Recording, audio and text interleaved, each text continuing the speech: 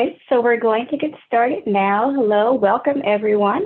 Before we jump in, we have a poll question that we'd like you to respond to, just to get a sense of who's in the room today. That poll should show shortly. So please respond indicating which role you play.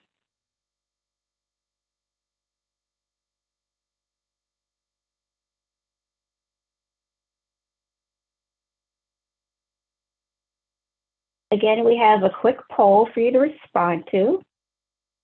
Just to get a sense of who's in the room, please click on one response and submit.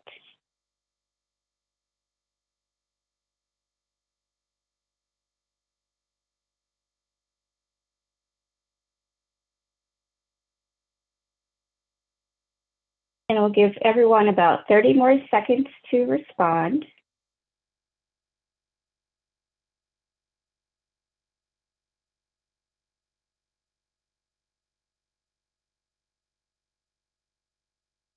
All right, I think we're ready to close that poll.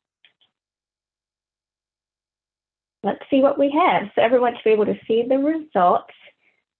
Great, we have many program officers in the room. We have researchers and evaluators coming out strongly. We also have some nonprofit administrators, grants administrators, and other. I know there's a lot of government folks in the room today, so thank you so much for joining us. We're just super excited that you've taken the time to spend the next hour with us. And I know we have many participants in the room today. We had over 100 registrants. I see we have about 67 participants, so that's awesome. Over the next hour, we will explore how tools that emerged from a recent evaluation project supported by the Bill and Melinda Gates Foundation can help you as you engage and invest in place-based systems change efforts. This webinar is especially geared toward funders who want to deepen their reflective practice and be better partners to grantees leading systems change efforts. The tools that we will present are designed to prompt reflection and collaboration with grantees. A few housekeeping notes: all participants will be muted during the webinar. Please share questions you have via the Q&A feature at the bottom of your screen. We will try our best to answer your questions along the way and during the Q&A segment later on. We are recording and we will share the recording link following the webinar. Finally, we've enabled the live transcript feature to make the webinar more accessible. However, if you would like to disable this feature, please click on transcript at the bottom right-hand corner and then click hide transcript. Next slide, please.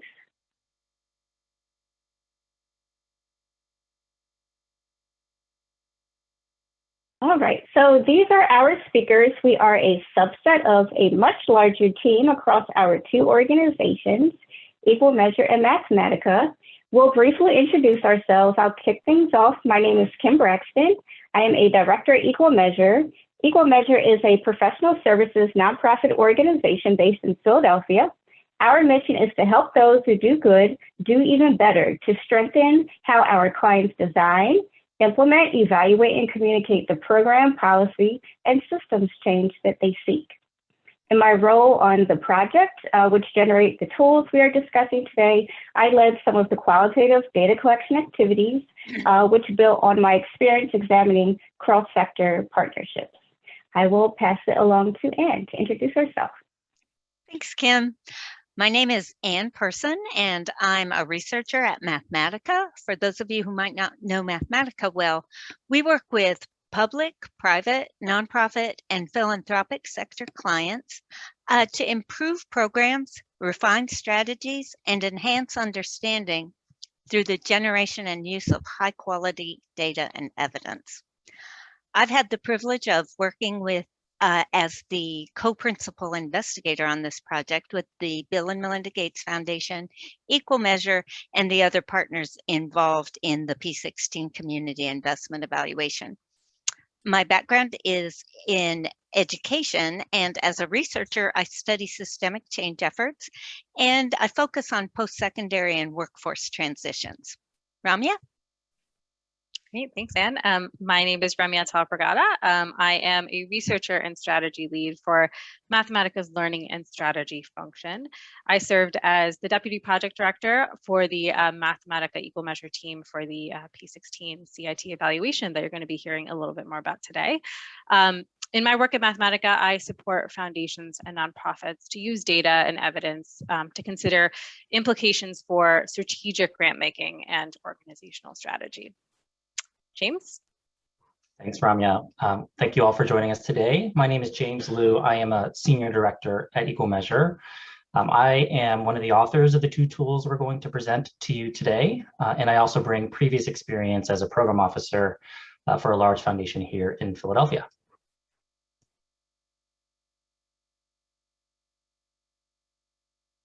Great. So during this hour, we hope that you will, 1, build awareness about a series of tools for supporting place-based systems change efforts. We also hope that you will, 2, deepen understanding about how to work with grantees and their communities in ways that center relationships, principles of diversity, equity, and inclusion, and long-lasting change. We have 3 main segments in the webinar. First, Anne and Ramya will provide a brief overview of the P16 community investment and talk about why we developed these tools. James and I will each talk about one of the tools that the team developed, including their purpose, structure, and content, with examples of how to use them. We will conclude with the Q&A discussion. At this time, I will pass it to Anne. Thank you, Kim. And Seth, I think you can actually go ahead and advance one more slide. All right. All of this work derives from a project that we're calling the P16 Community Investment Initiative and Evaluation. In 2017, the Bill and Melinda Gates Foundation established the P16 Community Investment as a cross-strategy learning investment, where the primary work was to understand and support the development of coherent, high-functioning, equity-centered, place-based systems spanning all education sectors. After a national landscape scan of communities involved in such systemic change efforts, the foundation made grants to 5 communities across the country, as you can see there on the map. Education First served as a network intermediary, supporting the foundation and the grantees and developing a learning community over the course of the grants. Mathematica and Equal Measure teamed up as the learning and evaluation partners for the foundation, working in partnership with the communities. Go ahead and advance the slide. 3 goals which were articulated by the Gates Foundation guided our evaluation of the effort. We grounded our inquiry around these 3 goals and a conceptual framework for systems change that we developed based on extant evidence. The first goal was to define good systems and good systems change. The second was to determine how the Gates Foundation could best impact the field. And third was to optimize how the foundation works in this kind of investment context. Using the conceptual framework for systems change, the learning and evaluation team conducted an analysis of the grantee community's context and their past and current work to understand the impact of systemic efforts on student outcomes over the past decade and then during the grant period. The team also developed a set of resources and tools for the field, several of which are the focus of today's webinar. I'm going to turn it over to my colleague Ramya now to describe the suite of field-facing tools that the team produced as part of this work. Ramya? Great, thank you so much, Anne. So as Anne was saying, we produced a suite of 6 tools for the field aimed at providing funders like yourselves, as well as practitioners and thought leaders with the tools that they need to more effectively partner and co-create with communities and address disparities in education and in health and in economic opportunity.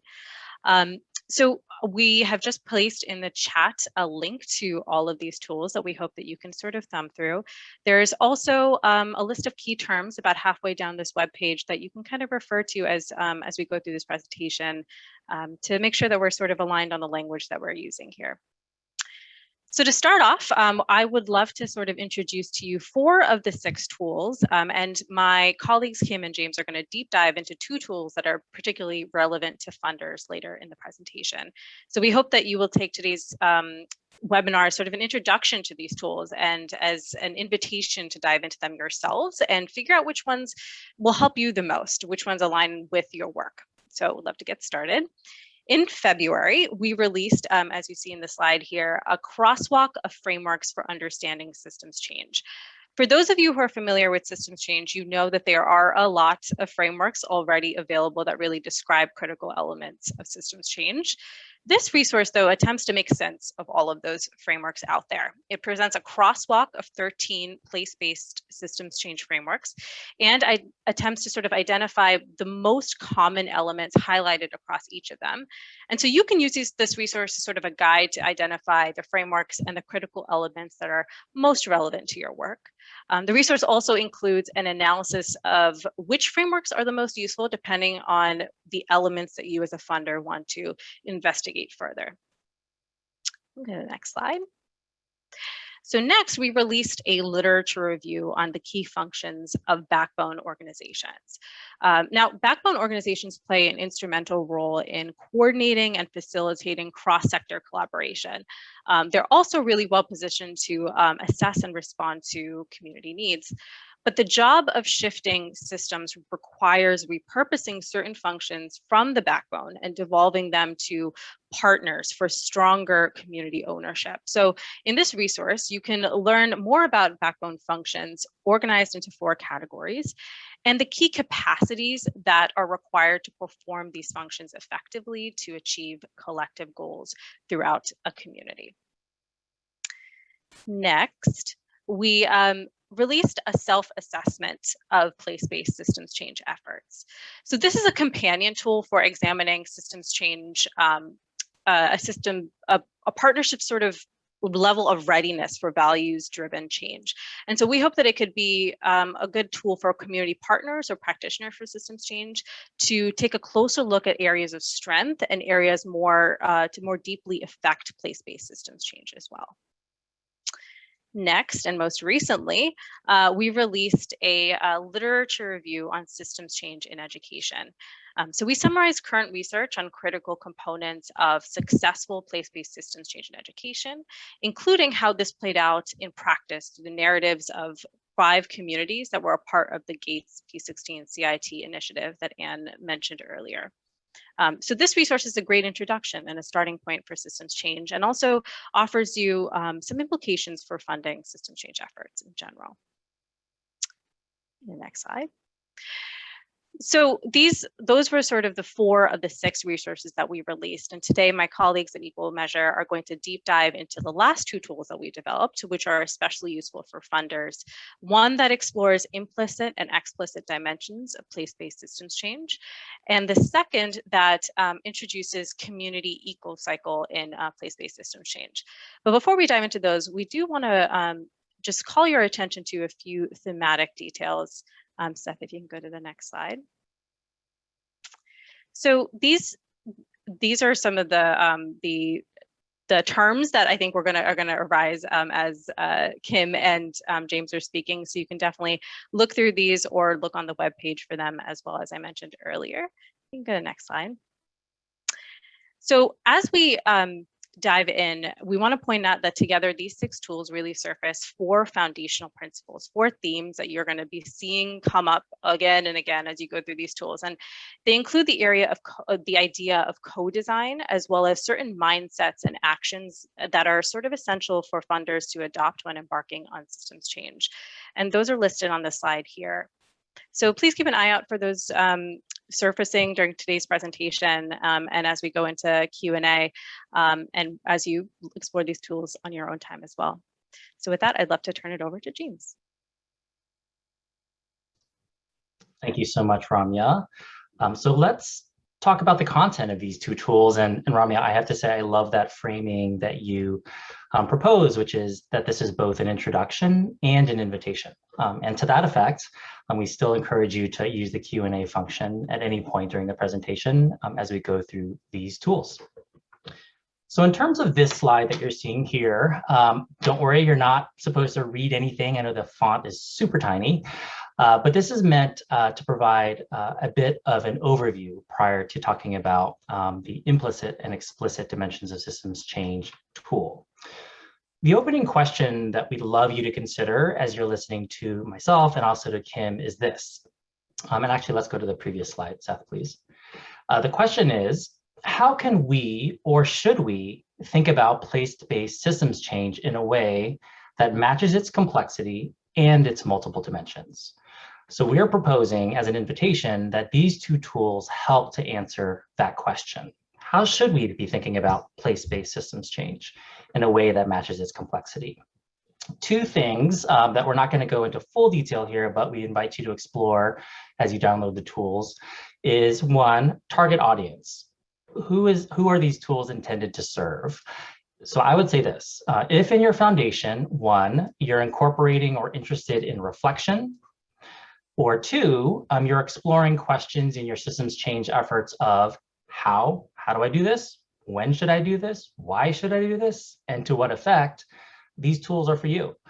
In other words, we're proposing that no matter what stage or process or strategic refresh cycle you're in now, that these should serve as resources for your grant making and place-based systems change work. And our hope is that they'll serve as a valuable resource and guide for you. Second framing. There is a common architecture in both of these tools that we'd love you to be aware of. So first of all, both tools have a set of key terms and grounding principles specifically related to co-design, coordination, and transparency. Secondly, both tools have reflection prompts. So for instance, for the implicit and explicit dimensions tool, there's a prompt that suggests and says, as a foundation or a grant maker, which direction do you lean in terms of your implicit or explicit preferences? What does it mean in terms of your grant making practice, coordination with other funders, or attentiveness to what communities actually need? There are a series of reflection worksheets, so it's very hands-on, very practical. And lastly, there are a series of recommendations for application of the knowledge after you go through this reflection process. Next slide, please. So partly related to the discussion that we'll be having shortly after our presentation of tools, we are going to have a bit of a discussion, which I'm really excited about. There are two questions we'd love for you to keep in mind as we talk about the details of the tools. One, in what ways do the concepts and potential application of the tools affirm your experiences to date as a grant maker? What feels familiar? What feels like it's really something you already are applying and thinking about? Secondly, in what ways do the concepts and tools challenge you to think and act differently in your grant making efforts? So there's this duality we'd love you to keep in mind in terms of affirmation, and also how does this prompt you to think a little bit differently about what you do and how you do it? Next slide, please. So let's start with the first tool, which is a tool focused on implicit and explicit dimensions of place-based systems change. What does this tool elevate? So it suggests two discrete types of investments that you can make as a funder, both that are necessary and interrelated, and likely beyond just the work of your foundation, to provide effective support for place-based systems change.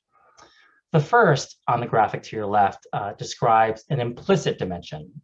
So implicit dimensions are often less tangible and include elements related to forging or strengthening community relationships, establishing and shifting mindsets and mental models, and or attention to organizational and system capacities and power dynamics. On the other hand, there's an explicit dimension. Often these are more concrete and readily observable. And these might include organizational programs, interventions, and initiatives, efforts that yield measurable impacts, and goals related to policy change. Both of these dimensions relate to specific philanthropic investments that work together to support communities, as you'll see, to support communities at the center and place-based systems change. This tool also identifies 4 domains of philanthropic practice to consider in the context of implicit or explicit dimensions of systems change, as well as the way that you lean as a philanthropic organization or as an actor within it. Across these 4 domains that you see on the right here, there are a total of 13 characteristics. So to the theme of invitation, we invite you to take a look at those in the tool when you have time. The first domain to mention relates to strategic intent. This domain focuses on how you plan and implement systems change strategies. For instance, what's your level of prescriptiveness for your grantees? What's your preferred investment focus? What's your approach to equity? A second domain explores how you think about how change happens and can be measured. So this is your change and outcomes disposition. This might include items such as expectations around measures of progress, the way you think about attribution, and the importance of timelines for your organization. The ways of working domain, thirdly, examines how your philanthropic organization lives and operates in a distinct organizational culture. So this would include items such as disposition towards risk, your orientation around accountability, your approach to expertise and decision-making, and your overall learning disposition. The fourth domain focuses on your grant-making approach. So this would include how you desire your expertise to be recognized, the overall length and scale of your investments, and your tactics related to the allocation of funds. So next slide, please. Let's look at a couple of examples in action. So first takeaway is this. Systems change isn't one-dimensional and therefore can't be supported effectively through one-dimensional approaches.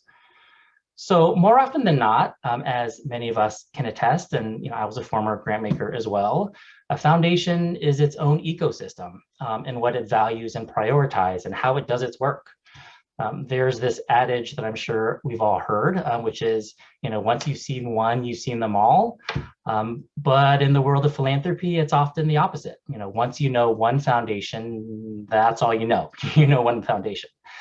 This also, I would say, plays out in terms of how we define coherence and a coherent approach. So this tool suggests that oftentimes, for lots of different reasons, funders actually think about and focus on internal coherence rather than holistic coherence from a community perspective. So with that distinction in mind, I'd also mention that this orientation around both implicit and explicit dimensions really is a forcing mechanism for funders to see themselves as part of a system and a set of coordinated approaches, histories, and resource flows. It's unlikely, if not impossible, for one foundation to do it all in terms of a systems change effort. Second takeaway, individual funders and the philanthropic institutions within which they work are not neutral. I will say I'm a former history teacher, and looking at Howard Zinn, he has a wonderful book called, You Can't Be Neutral on a Moving Train. And we are on lots of moving trains now. Philanthropy and funders have opinions and preferences. Like all organizations and all people, whether they're stated or unstated. The adage of know thyself, I would say, really rings true in the context of internal and external dimensions of systems change. And I will share a very quick fact with you. I think we're good on time, which is that maxim, this Delphic maxim from ancient Greece of knowing thyself, actually has 2 sisters that were inscribed above the Temple of Apollo in Delphi. One of them was nothing to excess and surety brings ruin. A little bit of a downer, maybe, and maybe moderately useful wisdom in our modern age. But, fun fact aside, for this takeaway here, the relevance of knowing yourself, of knowing your organizational or personal disposition and preferences in terms of a strategically reflective practice really can lead to better grant making, better self-awareness, better transparency internally and externally, and more effective communication and partnership. Lastly, I'll end with ideas related to putting the tool in action. And again, this is lifting up some of the key findings from this tool and recommendations. Design and align, coordinate, and sequence. This recommendation really prompts you to think about working with what you have, designing with attention and for good. Focus on the recognition of funders having much more power and influence than oftentimes we give ourselves credit for. that you can actually be much more influential in terms of internal foundation practices than we actually might think. 2, seek out partners. Effective systems change isn't about a singular hero. You can ask better questions to partner and coordinate efforts in ways that match your organizational or personal disposition. So for instance, if you're finding across those domains, you're heavily leaning one direction, you may look for a partner that has the other part of that equation covered, right? Not that simple, but that's the general idea in terms of partnership. 3rd, be transparent. Don't hide, be real. Start with internal conversations and discussion. Maybe there's case making to be made, but it's also critical that transparency is external as well. It's really important to be clear to your grantees or prospective grantees what you can or want to fund and what you can't or don't want to fund, right? Having those hard conversations is a key takeaway here. And lastly, manage internal and external expectations. Make decisions and act in ways that support the marathon, not the sprint or the hasty exit. Name your intentions, but also give it time and give it the resources to get there. I'll end with a wonderful quote from the executive director of the Highlander Center, who said recently, "Fund us like you want us to win." So this tool really helps to prompt the right vocabulary and language to fund intentionally like you want your grantees and communities to win. Kim, I'll pass it along to you.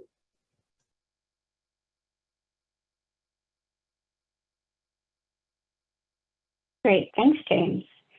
And I love the recognition of just how complex systems changes and engaging in systems change efforts, investing in systems change efforts. So these tools are really intended, as James mentioned, to help folks be more reflective and to engage in meaningful ways, recognizing the complexity, but just trying to find ways to make it a little bit more manageable to better support the efforts that are happening. So with the Community EcoCycle tool, this is a framework for understanding the stage of development of a community systems change efforts and the implications for what's next. And I believe the link to this tool was shared earlier in the chat. So please feel free to click on that link if you haven't already, so you can kind of walk through it with me. The tool draws from FSG's Guide to EcoCycle Mapping and the language of ecological systems to describe unique developmental phases of an organization, a program, or an initiative. The EcoCycle posits that communities move through dynamic, natural, and necessary developmental phases, and it is a continuous iterative cycle stemming from planning all the way to re-envisioning. By using this tool, funders can work collaboratively with communities to understand community conditions and to offer investment approaches that promote self-determination and community ownership of lasting solutions. Next slide, please. So let's spend a little time delving into the 4 phases.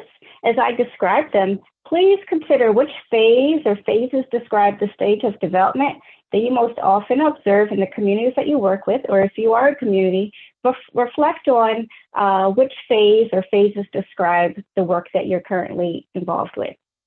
So planning and prototyping. This involves generating or creating ideas and is a prime period for experimentation, designing and piloting a variety of program strategies or initiatives. Maturing, sustaining.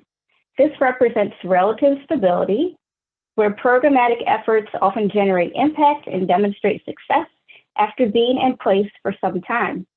Communities sometimes strive to achieve this phase as an end goal and may aim to remain in this state for as long as possible. Productive disruption. Investments begin to lose effectiveness or produce diminishing outcomes as the context changes or existing efforts become less aligned to emerging community needs.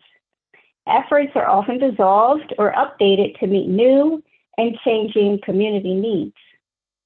Finally is revisioning and exploring. This functions as a reset button during which a community reassesses what is needed, takes stock of new assets and resources, looks for fertile ground, or begins to pilot test new approaches, it can serve as a time for ideation.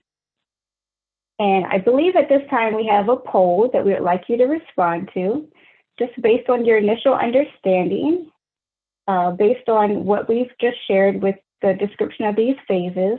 Which eco-cycle phase describes the phase you most often observe in grantee communities? Or again, if you are of the community, which phase best describes the stage of your work? And you only have one choice. We realize it's a little bit limiting, but just kind of your quick assessment. And of course, we encourage you to take a closer look when you have a chance at what these phases look like. So we'll allow maybe 10 more seconds, then we'll close out this poll.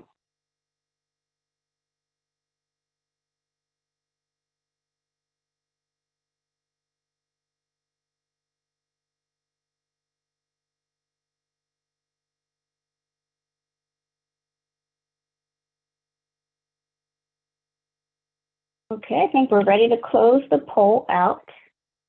Let's see what we have. Okay, hopefully everyone can see those poll results. It looks like we have almost 50%, 44% in the planning prototyping phase, and then the next phase appears to be maturing, sustaining, very little under productive disruption, and then a good portion, 25% under revisioning and exploring.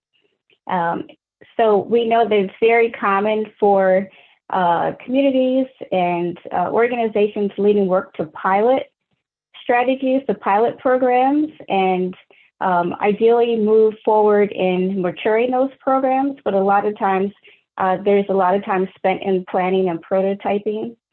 It's interesting that there are a lot of folks who respond at revisioning.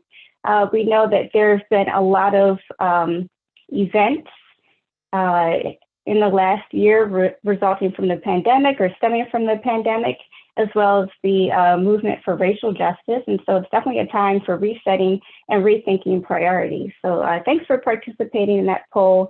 And again, I would just encourage everyone to take a closer look at the descriptions and the various examples that we provide of the phases, which can prompt some additional reflection on where the communities might be in their work or where you might yourself be in your work. Okay, so we can go to the next slide, please.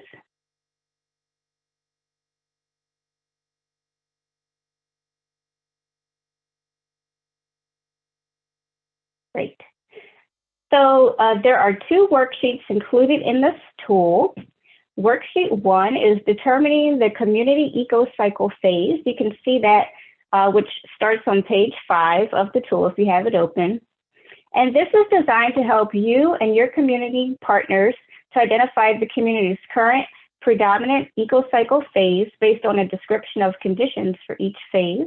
So what you can do is read over the description to kind of circle which applies and see which phases you have kind of the most notes next to or circles. And then one example for this is a community in the maturing sustaining phase may be exploring opportunities to scale existing programs and be focused on sustaining stakeholder commitment. Okay, so take a moment to reflect on one grantee that you're working with and which of the 4 phases you think they might be experiencing. So before you're thinking more generally, but now see if you can select one grantee, or maybe it's yourself, and think about which of the 4 phases that they might be experiencing. And then I'll have a follow-up question in a moment related to the second worksheet. So you can see here on the screen, the second worksheet is called Aligning Philanthropic Investments to the Community Eco-Cycle Phase, and that worksheet starts on page number 9. And this is designed to help you and your community partners identify sample philanthropic investments. It's not exhaustive, but we do provide a lot of examples. Investments that might be most appropriate for the community's current predominant eco-cycle phase. And as an example, the community that's in the maturing sustaining phase may need investment in scaling existing programs and in the backbones efforts to sustain partner engagement, and collaboration efforts. So that follow-up question is, based on the grantee that you identified a moment ago, that one grantee, or maybe it's yourself, which types of investments might be most supportive for that grantee or for yourself? And again, we understand it takes much more kind of reflection and time and collaboration with others to reflect on these questions, but just based on your initial understanding, think about how investments might match the developmental phase that the community is in, or that the program is in, etc. Next slide, please. So we're coming up on the end of this segment. I want to share a couple of key takeaways very relevant to what James has already addressed. One is to complete these reflection exercises in collaboration and in partnership with grantees to forge shared understanding of their work and their needs. Reflect on your disposition to grant making as you engage in supporting place-based systems change efforts. To what extent does your disposition support the centering of community priorities, capacity, and context? What we're really aiming for is to support self-reflection, but also support understanding so that together with others, you can better engage in and invest in systems change efforts. So that's all I have. Thank you for listening. I'm going to pass it back to James. Thank you so much, Kim. And thanks to those of you who added a couple of questions in the chat that we'll draw from. And absolutely encourage you to continue adding questions based off of the two tools that you heard about, as well as comments. I know that the Q&A function can feel a little limiting. It doesn't have to just be a question. It can be a comment or reaction, and we can go from there.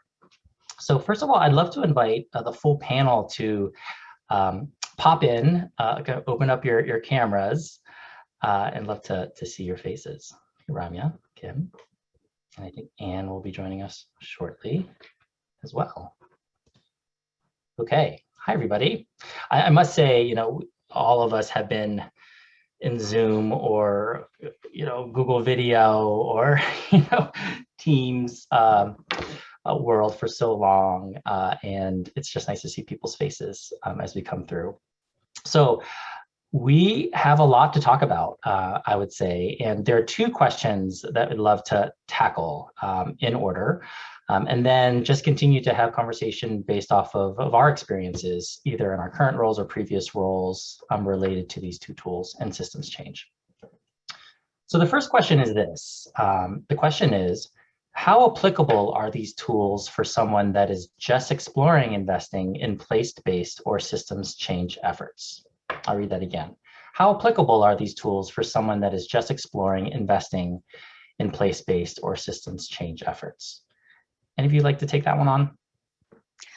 I'd be happy to start us off, James. Thank you. And thanks, Meg, for that question. James, I think on some level, you kind of really hit on the answer to this question when you cited the Delphic maxim. And I want to ask our participants to reflect on that for a minute. How often on a Zoom call do you hear people talk about Delphic maxims? Not often enough, case, not often enough. But the Delphic maxim to know yourself. I think that's actually the critical piece here. It helps you, if you're in that position as posed in the question where you're just thinking about it, it really helps you to reflect on not only what does place-based systems change involve, and what does it require of me as a funder and my colleagues, my organization, but are we ready for it? Are we well disposed toward it? And if we are, great, how might we want to approach it? If we're not well disposed or not ready, what are some things we should think about before delving into it? So I really do think that the short answer is it helps you know yourself. And I'll stop there. I don't know if others want to add anything. Yeah, I think that's a great point, Anne. I think starting and sort of knowing where you are starting is the first step there. But, you know, I think the short answer is that starting at the key findings and implications from a literature review on system change in education. This was the one of the literature reviews that we released. Is probably a great starting point for those folks who are newer to place-based systems change. It provides really great examples of systems change in practice from the evaluation that we discussed earlier. So that would be a great starting point. And then I think moving to the crosswalk of frameworks of systems change can give you a nice idea of the conversation that's happening in the field about systems change, what's important, what needs to be sort of elevated, and then moving from there to the other ones to sort of get oriented to sort of the work that's already been done and the insights that we've put forward. So starting with those literature reviews as well as the crosswalk would be a great starting point. Thanks, Ramya. Thank you, Kim and Anne. I also wonder about the idea of slowing it down a little bit, right? I think sometimes there is a very real and sometimes imagined kind of cadence to grant making, and I'll say this as a former grant maker as well, that at times can be debilitating. That can not allow sort of the space for really asking larger questions of the how, what, when, why, to what effect, with what partners, what's been done before, because you have a board meeting coming up, right? Or you have a certain sort of a 5% threshold that you have to get out the door financially.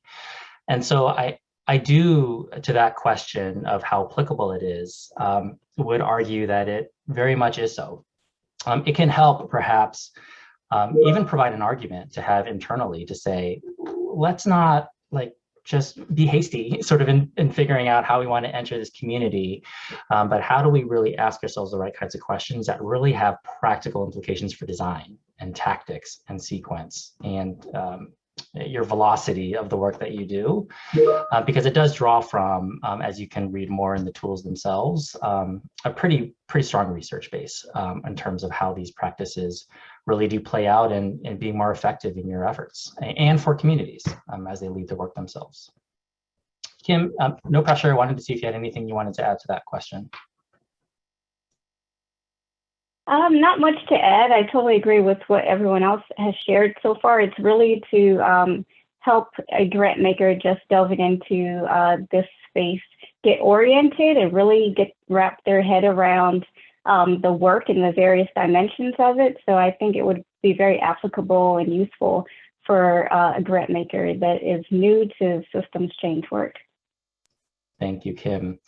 So let's go to the second question we've received so far. And participants, encourage you to use the Q&A to even respond to the questions you see on the slide in front of you, right? Like, are there examples or stories or reflections you currently are having based on these two tools? So this question is this: what advice would you give on how to measure the impact of implicit funding, like funding that focuses on the implicit dimensions of change? Similarly, how can we decide what to measure based on the specific eco-cycle stage? So it's a two-parter, kind of combining both of those tools. I'd love to just open it up to the panel here and see what you all think. Well, my first thought is maybe we need to create a new tool to address this question. I think there might be a strong appetite in the field for understanding the right types of evaluations and ways to investigate the various phases of the eco cycle, or different approaches.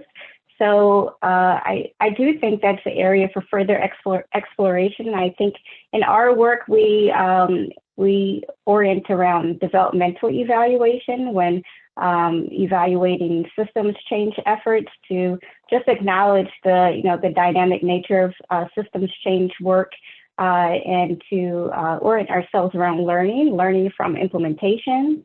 I think, there's some obvious choices in terms of a community or work that is in the maturing, sustaining phase.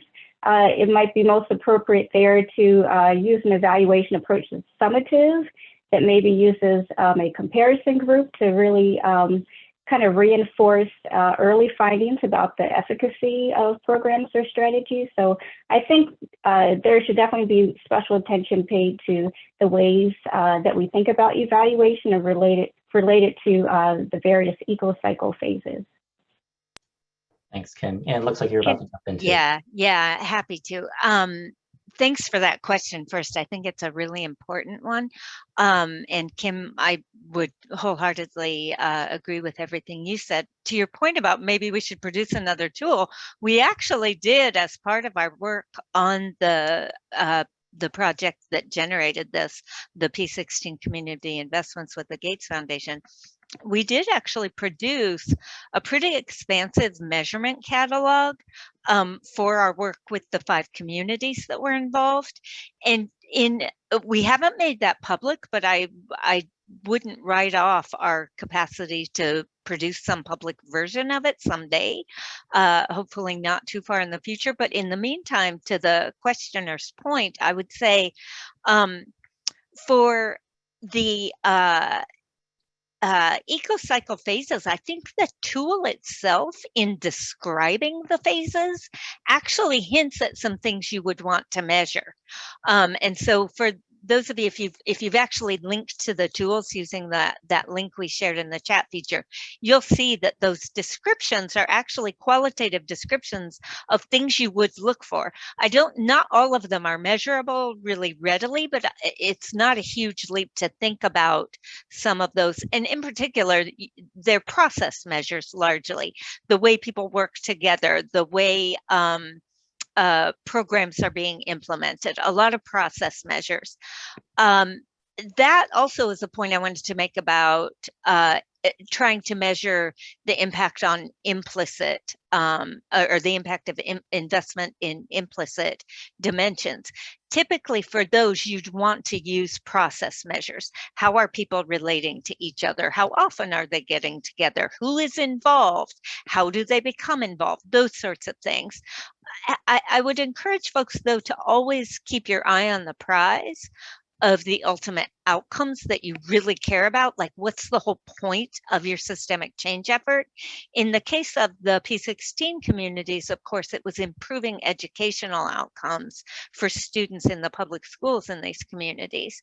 And so the more you can actually map that process between a process change and an ultimate outcome, the more that can help you determine what do I really need to zero in on in my measurement, because you don't want to measure things just because you can. I'll stop there.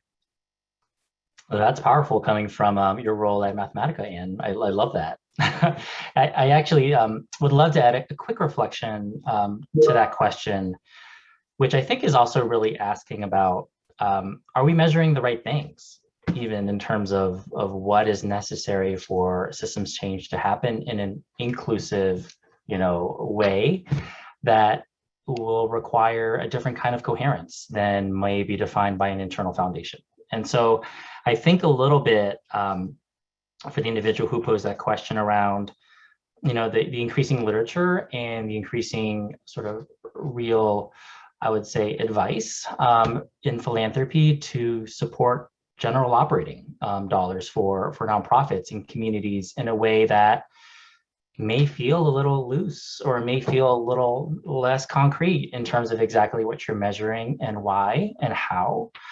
But what I think that does do is it creates the demand, right? And to your point too, Kim, there are a fair number of tools, I would say, that really look at this idea of mindsets and looking at, I think, the process evaluation, sort of the suggestions you mentioned, Anne.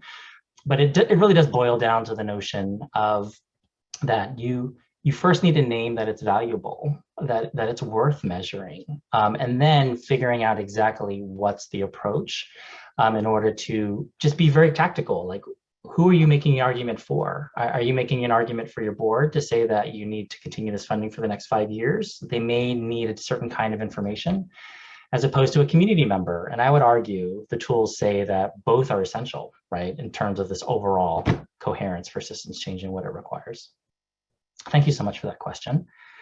We do actually have some more time, which I'd love to maximize and take advantage of. And one question that came to mind, colleagues, is this question about examples. Are there examples in mind of systems change efforts that in some way relate to the application of these tools? And I know that we briefly talked about this before this call, wondering if you wanted to spend a few moments talking about that. Absolutely. Yeah. And, you know, I think that the tools do have a distinct audience in mind. The two that we presented today are largely focused on funders who are funding this kind of place-based system change work. But because we're talking about the place-based work, there's a ton of applicability for the community stakeholders themselves to use the same tools, or at least to leverage them in some way, to use them in some way, even if they don't actually walk through the process that the tool lays out for its funder audience. But a couple of examples have come up in my work where we're studying what they, in sort of broad terms, call two-generation programs. And I'm sure a lot of participants on the call know what I'm talking about, but I'll define that briefly. Two-generation programs are basically social service programs that aim to improve family outcomes, both adults and children. So that's where you get the two-generation component. And so examples are programs that combine, you know, maybe education and workforce preparation or training for the adults in the household at the same time that there are, you know, maybe prenatal, perinatal, early learning classes, prenatal health, perinatal health interventions combined with early learning classes for children. So the idea is that you're integrating all these various programmatic activities to help the whole family. And I am working on a project now where we're providing technical assistance to a group of federal grantees who have received funds from the Department of Health and Human Services to, it's actually, the whole project, oddly enough, is focused on measurement, but I won't go into that. But the grantee communities are trying to really bolster and integrate their two-generation programming.